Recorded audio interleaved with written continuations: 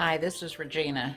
I'm going to demonstrate the Weightless Quilter I purchased a couple weeks ago, got it in the mail. I'd watched a presentation from Designs In Machine Embroidery and when I saw it, I thought, wow, this is fantastic because, as you quilt, you have drag. You have drag on your quilt when you're trying to move it around. So I ordered this weightless quilter, got it set up the other day, and let me turn this around. So there's part of, you can see the poles on, oops, yeah, the other side with the clamps on them, holding the top left of my quilt. And then there's the pole right there. Sorry about that light shining. And then there's the other one right here, holding the right side of the top of my quilt. And then I have one right here. Ooh, okay, everything's backwards. Holding the bottom side of my quilt, bottom left of my quilt. And that way I can move this around, and you can see I don't have a lot of pull, at least not right now. So this is going to be a test and see how it works, and you'll be seeing it as I do it. All right, I'm going to put it on pause and I'll be right back. Okay, so I'm back, and I hope I don't run over the leg of my tripod. I have my walking foot on, and on this right now, this is my Easter quilt that never got quilted before Easter. It's a big cross, and I plan to hang it in my entryway. I have my everything sandwiched up, and I had done a little bit of stitching in the ditch before I got this weightless quilter, and really had a hard time, especially where my quilt is. What is that? And so I'm hoping that this is going to help. All right, so I have my walking foot on. I have my my matching thread for this part. It's a big log cabin. There's 4 blocks on it that are log cabin. Hang on a minute. Okay, so I have my quilt in. I've got my walking foot on, and I put my needle down. I'm going to bring up my bobbin. And there it is, my little, because you don't want to just start quilting and have your bobbin thread on the bottom. Okay, where's the end? Good gosh. There we go. Geesh. That's what I hate about pulling that up. You can't see. Cut some of this off. Alright. Alright, so I'm tangled up in thread. Great. Alright, so let's get started on this. Put my needle back down. Okay. Move my thread back out of the way. Let's see how this does with this weightless quilter. This is my first time to use this, so you're seeing it as I'm seeing it, as I'm doing it. And my foot not in. There we go. Okay, why are we not moving? There we go.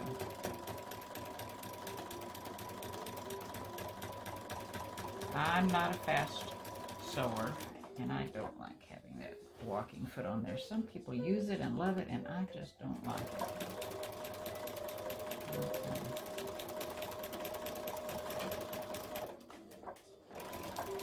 I used to have to worry because my machine was up against the wall, and even though I'd pull it out some, it would still bunch up in the back, and that bunching up is just as bad as any drag you might have. So I'm doing the stitching in the ditch because I don't want an overall design. What I'm going to do is create with a variegated yellow I'm going to create sun rays behind the cross using yellow variegated thread. I'll have to draw me some lines out, and I want it to look like the sun is peeking around the cross. And you still have to readjust your quilt.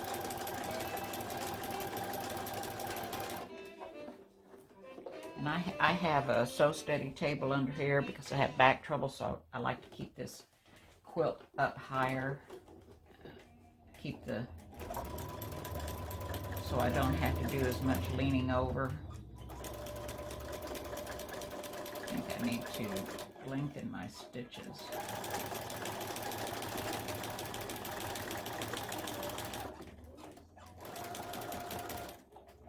Okay, so I've got to the bottom of the blue sky behind the cross, and I'm going to raise my needle. I'm not cutting the thread, and I'm going to pull my quilt out and cut that and reach under here and pull this out. Hello. And cut that off. And I'll pull this thread up while I've got this quilt here. And that was a lot easier because I don't have to worry about that quilt bunching up. So I'm just going to leave these tails here. And yeah, that was a whole lot easier. I don't have the quilt bunching up and stopping and not letting the quilt go back and just giving me a bunch of stitches in the same place because I haven't noticed that the quilt's all bunched up and there's no place else for the fabric to go. So yeah, that was a whole lot easier. I really like this. Let me pause this a minute. Sorry about that. All right, I'm going to turn this camera around. Okay, ignore my stuff. So let me stand back here. So there's the bottoms. You can see the feet of the Weightless Quilter, and that's a board in between that foot and the other back foot. Let me go up here. You can see how that goes up, and then get this out of the way. And there's the pole, and the quilt is attached right there. So as you pull it down back towards the sewing machine, and then there's the other one. Let me see if I can move this. Sorry. So there's the foot where the poles go for the front. Okay. And I just have a regular domestic machine, and that worked pretty good. So right now, I think I'm a happy quilter. All right. If you have any questions, post them below. I'll try to get back to you as soon as I can. Thanks for watching. All right, I'm back. I changed the foot on my machine to my regular sewing foot, and I'm going to see how that works. Instead of using the walking foot that I was using a little while ago. So, like I said, this is all on the fly, brand new to me, and I'm just experimenting. So let's see how this goes without the walking foot on it.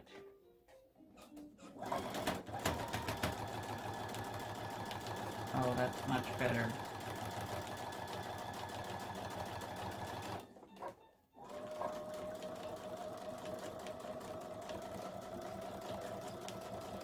Now that moves much better.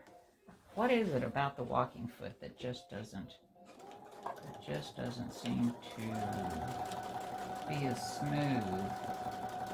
I still have to give it a little push to get it to go. I guess if I put one of those gliding pads on my table, it would probably move a little bit easier. But this is much better. Like I said, it doesn't bunch up behind my machine, which just drove me crazy. Oh, this is so much easier.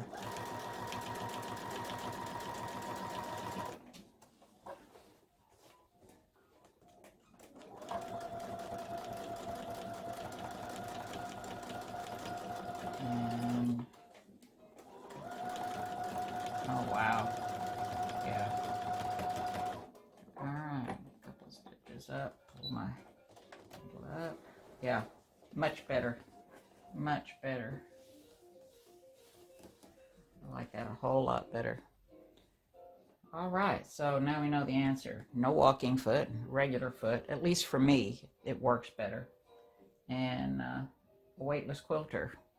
All right, thanks. Bye. Okay, so now I am on the left-hand side of the cross. I did the three stitching in the ditch on the three log cabin strips that are the sky on the right hand side of the quilt. I'd already done the cross. I did started in the middle with that. So now I'm on the left hand side of the quilt, and I'll leave the measurements on how big this is so you have an idea how big a quilt this is. And I'm going to do the left hand side. Now once again, let me readjust here. I'm going to show you. There's my poles here, and then here's this one.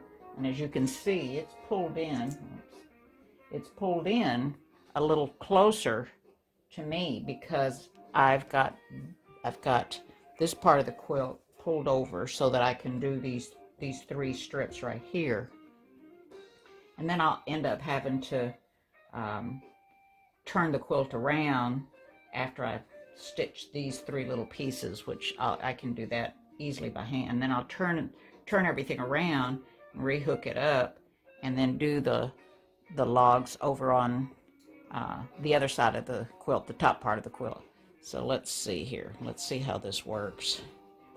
So here, so I've got a hold of my quilt, and yeah, I am having to hold it a little bit, but it's suspended up there on the other side of the machine. And I have my regular sewing foot on. I pulled up my bobbin thread, and I think I'm going to take this pin out. The others are out of the way. And readjust me in the seat. Okay, so let's see how this goes. Oh, this is just really so much easier. I just cannot begin to explain to you how much easier this is from what I did just trying to do the cross itself. And I just couldn't fight it. And it was a fight. Constantly having to pull the table out more and more, and then I got to where I just couldn't pull the table out any further with how my sewing room is set up. And I hope it's going to let me go. Okay, so I'm going to disconnect from this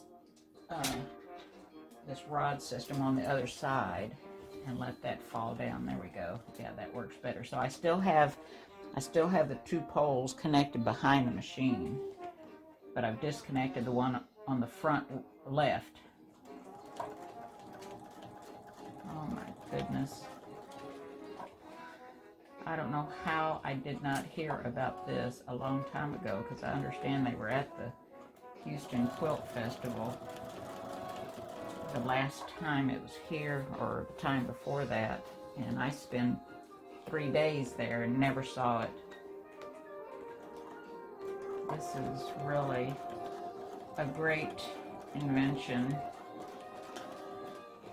and I have no strain on my back. Hang on, I gotta get rid of a call. There we go. No strain on my back. Let me get that little piece of thread out. A stray piece of thread. Pink at that. I wonder where that came from. Okay. These get caught on my Sew Steady table. Let me roll this up some more.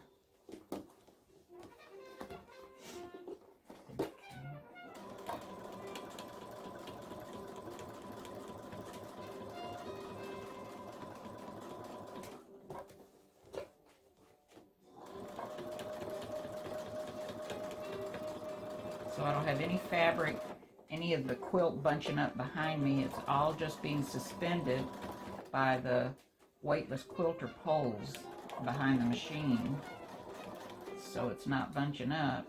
Oh, all right. Raise that up, pull, and it just glides right off. There we go. So this is working really well. Now what I'm curious is that as my quilt starts bunching up over here, is it going to be as easy to maneuver? So let me do a quick thread change, and I'll be right back. Okay, so I've done a thread change, and I'm going to do this second strip on the log cabin on the left-hand side of the cross. And even though I've got my quilt kind of rolled up over here on the right, I still don't have any drag on the quilt. It's easy to go through, go back towards the back of the machine.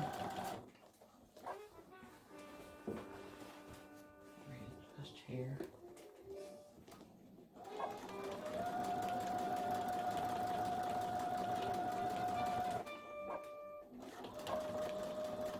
This really is, I just can't keep saying it enough. This is so much better than what I was fighting before when I was doing the cross part of it. It just was a booger bear.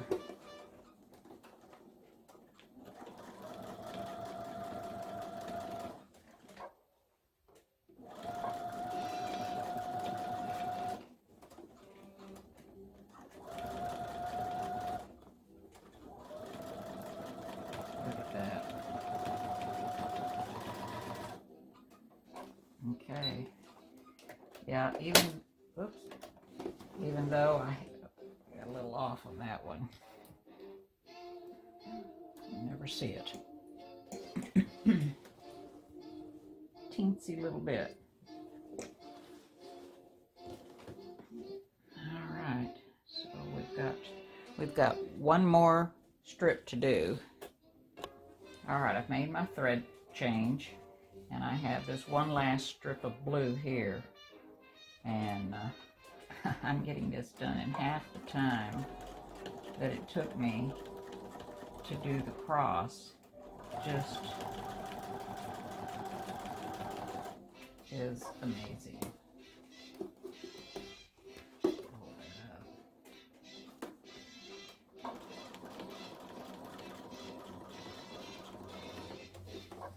Something's dragging. What's dragging? Oh, it's getting caught on this corner. I think I may take the sew steady table off and do this without the table on it. Oh, there we go. Okay. There we go. Okay.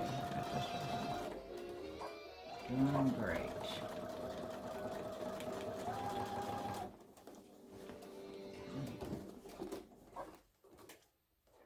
Well, I sure picked up a lot of little threads. Alright. And that just glides down so well. Hope you're enjoying my jazz music playing back there on Alexa. Alright. Pull that up. There we go. And cut my bobbin thread. There it is. And pull that up. And I'm done with that strip. So all I have to do is turn my machine around. Well, I think I'm not even going to, my quilt, but I don't think I'm going to turn it around. I'm going to do these 3 little short strips. So, hey, I love it. I love this system. It's much better than what I was putting up with, trying to fight the quilt up against the wall. And when I pulled the table out, the quilt was falling. I don't have enough room to put another table behind my table that has my sewing machine on it. So this is great. I had to take my table and turn my table out because I had it straight up against the wall. But turning it this way has really worked well, and I have plenty of room to do it, and the Weightless Quilter just works great. It's fantastic. I love it, and if you have the chance to try it somewhere, try it, and I think you'll love it. All right, thanks for watching. Take care. Have a good day. Okay, so I wanted to show you how this Weightless Quilter was set up. So here you can see this would be, when you're sitting at your machine, this would be the right-hand side, the poles. And you can see how it's connected here to the quilt with these clamps. With these clamps. And they have little grips on them. And it goes all the way down and it sits in that foot. And then you've got about a 1/2 inch piece of plywood that connects from this foot over to that foot in the back, and then it goes to the front, which would be the left hand side as you're sitting at your machine. And you've got shorter poles. You've got long ones that you can use, but I had the short ones on it. So there's where it's connected there. And then let me move this. So that's the clamp on the side closest to you as you're sitting at your machine, and it goes all the way down and it sits in that foot. Now, I have the wood extended out here because it just seemed, for me, to work better that way. So I don't know if that's how it's supposed to work or not, but that's how it works for me. So I've got the short side here, and then I've got the longer poles in the back. And it really does seem to help on the to keep from bunching up in the back up against a wall if you have a wall behind your machine. And it holds the quilt up enough that you don't have any drag when you're coming forward, or bunching up as you're going backwards. So far so good. I think I'm going to like this a lot. I wanted to show you what the quilt looked like finished. This is it without the binding, and I'm a little disappointed because I used a variegated yellow thread. Let me see if I can get close enough that you can see. Variegated yellow thread. And I was hoping that it would stand out enough that it would look like sun rays behind the cross. But alas, it did not. But this is it finished. I've got a couple places that when I marked it, I must not have remarked. I've got a spot right here that I started, and the thread broke, and I was trying to get rid of the blue markings on there, so I've got to go back and do that. And I may yet again go over all that stitching to see if I can get a better showing of the yellow thread. But that's what it looks like after it's been quilted, and I'm not doing any more quilting on it. It is 72 by 86, and I'm going to be hanging it in my front entry. I have it on a design wall right now, and it's pretty big. I've used it for my Christmas quilt, which was bigger than this one. It was 80 something by 90 something. It was a nutcracker quilt.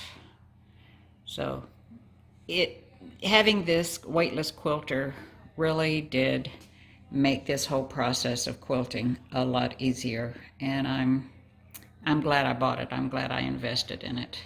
I know I've seen some posts about people that have made their own, and wish I had seen that before I bought this. I may have tried that first, but that's it, finished. Okay, so in conclusion, I really do like the Weightless Quilter. It solved a lot of issues, which I know I've said it over and over again, but the the problems that you have when you don't have an extra table behind your sewing machine table, you know, where you have it bunching up if you've got your machine up against the wall, and if you're if you don't have a table and your quilt's just going over the back of your sewing machine table, then you've got that drag that pulls on the machine. So, you know, between the bunching and the pulling, you have a hard time doing any kind of free motion quilting or end-to-end quilting, or even quilting in the hoop, because if you've got a large hoop like a 9x14, my girlfriend and I experienced this the other day at her house. Her hoop won't go all the way back. She had to pull her machine to the very edge of her table, which is dangerous. So in regards to the Weightless Quilter, I think it's a great idea. I'm glad I purchased it. There are a couple of drawbacks that I see. When you get the Weightless Quilter, you get 1, 2, 3 sets of long poles, and you get 1 set of short poles. When I'm in short poles, whoops, oh, I don't even have them in. Yeah, I'll put it over there. Short poles. And the long poles are right there. Sorry about that. So you get 1 set of short poles. Personally, I would like to have another set of short poles. I think they should have included 2 sets of short poles, because you might need a short pole in the back for some reason and a short pole in the corner on the left-hand side of your machine. And the other drawback are the clamps. I'm going to pause this a minute. So what I'm talking about the clamp. When you open this, now I have small hands and I don't have strong hands. So when you open this and you're taking the quilt out, this thing will flop out like this. And it gets caught and just flips off and goes flying. Sometimes it's 1, sometimes it's 2. Okay? And then you have to go searching for it. So what if you don't notice it and it's fallen in your trash, or it fell behind something and you can't find it? I'll show you. Then you're left with this. That's not going to hold your quilt. You have to have these little orange clips. Now, if they're going to provide something like this that they know snaps off, they should have provided replacements for them. And you can't tell me that this hasn't happened to anybody else that uses it, that demos it, that they haven't had that happen. I just find that really hard to believe, because it happened to me more times than I like to say in the course of having to rearrange my quilt. Just saying. They need to provide replacements for this in the package. So I called them yesterday and asked them, told them I wanted to purchase another set of short poles. And I wanted to purchase some more of these, because I've been down on the floor so many times looking for the ones that popped off. Don't get me wrong, I like the Weightless Quilter. I was told that you can't buy these parts. What happens if one of your poles breaks? What happens when you lose these little orange clamps? Well, it's not even a clamp, the little orange ends. If you can't buy these, then what good is this clamp? It's not going to hold with just this regular end right here, there's nothing there to hold it. If I take both of these off, you have nothing that's going to keep it from slipping, keep your quilt from slipping out. So I was a little disappointed when I talked to him about that, and was told that they would have to talk to Eileen, who is the expert. I don't know if she is the designer of this system or what, but you should be able to purchase any part of this system, whether it be this clamp or this that the poles slip into, or the little orange things, or even these little rubber pieces. You should be able to purchase any of that. And evidently you can't. They don't have a parts manual. They don't have part prices on the parts. They don't have part numbers on the parts. What? Why not? So that's the drawback. That's the only drawback that I have to this. So they're supposed to have Eileen call me back. They said, well, we'll have her send you a text. I said, no, I'd rather have a conversation with her and ask her, why aren't you prepared to sell parts? I want to be able to talk to someone, not email back and forth to someone. I want a personal conversation. So other than that, the system itself is great. I love it. I was able to do that whole quilt with greater ease than I have been able to quilt for the last 22, 23 years. It didn't put any strain on my back having this kind of system. And I would buy it again. I'm sure that the issue with the parts, this holder, the rods, I'm sure they'll get that resolved.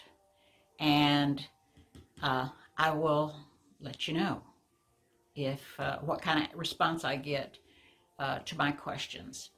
I'd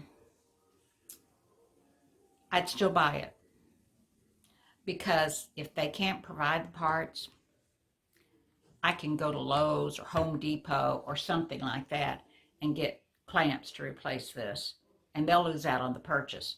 I can go and get the poles. I'll take these poles up there and say, I need some of these, this exact length. Or maybe I might want them a little bit taller. So, once again, don't get me wrong, I love this system. And I hope they get this parts thing resolved. All right. That's it. Thanks for watching.